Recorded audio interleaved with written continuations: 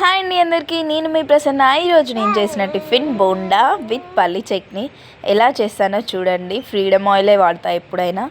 ఇందులో ఏంటంటే ఇడ్లీ పిండి ఉంది కదా, నేను డైలీ ఇడ్లీ వేస్తా.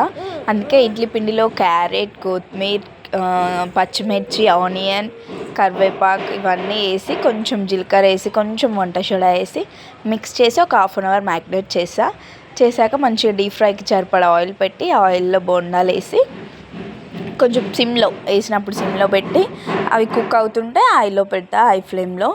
మీరు ఇడ్లీ పిండిని ఏం చేస్తారో కామెంట్ చేయండి. వీలైతే బొండాలు వేస్తా, లేకపోతే గుంత పొంగనాలు వేస్తా. మీరు ఏం చేస్తారో నాకు కామెంట్ చేయండి. చాలా టేస్టీగా వచ్చాయి బొండాలు అయితే.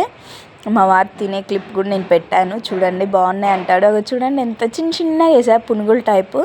మరీ పెద్దగా వేస్తే బాగోవని చిన్నగా వేసా. ఆ టేస్ట్ మాత్రం అదిరిపోయింది. మంచిగా పైన క్రిస్పీగా లోపల స్మూత్గా బాగున్నాయి బొండాలు. పల్లి చట్నీ ఎలా చేయాలో చూసేసేయండి. పల్లీలు మంచిగా సిమ్లో పెట్టుకొని మంచిగా వేయించండి. పల్లీలు, పచ్చిమిర్చి, కొంచెం కరివేపాకు వేసి వేయించి, కొంచెం జీలకర్ర వేసి మిక్సీ పట్టి పోపు వేసేయడమే. పోపులో కొంచెం ఆయిల్, తాలింపు గింజలు, కరివేపాకు వేసి పోపు వేసేయడమే. పోపు పెట్టేస్తే టేస్టీ పల్లి చట్నీ రెడీ. బోండా విత్ పల్లి చట్నీ. ఎంతమందికి ఈ కాంబినేషన్ ఇష్టమో లేదో నాకు కామెంట్ చేయండి ప్లీజ్. నాకైతే బోండా విత్ పల్లి చట్నీ మస్తు అంటే మస్తు ఇష్టం. మీకు ఇష్టమా లేదా చెప్పండి.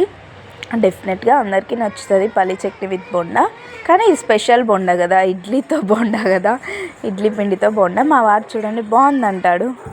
మా వారు చూడండి మార్నింగ్ టిఫిన్ తింటూ సూపర్ అంటుండు. ప్లీజ్ నా వీడియోస్ నచ్చితే సబ్స్క్రైబ్, లైక్.